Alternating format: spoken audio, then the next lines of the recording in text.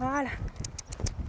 Cette frêle jeune fille de 15 ans a dans le cœur un cheval au galop et dans la tête des mots, des phrases et des livres, beaucoup de livres. Cathy Mvongo est lycéenne à Pau. Mais oui, c'est beau.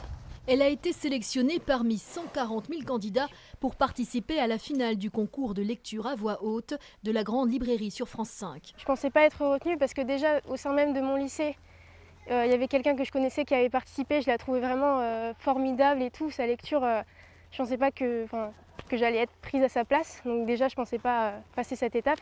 Et après, dans les 100 finalistes, c'était énorme. Je me disais, c'est pas possible.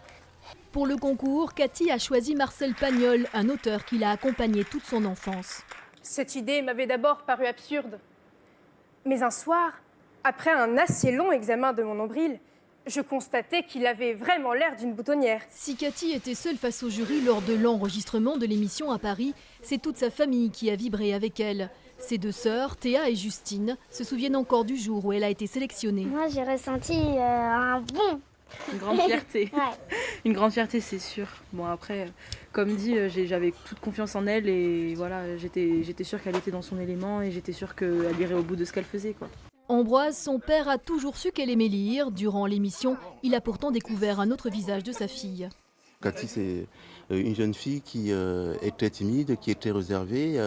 Et au moment de l'enregistrement, elle était totalement transformée, comme si elle était habitée par quelqu'un d'autre. J'en conclus qu'un déboutonnage était possible et que Mange Japan avait dit vrai.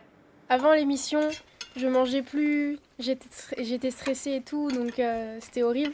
Mais dès que j'ai commencé à lire, en fait, c'était parti, quoi.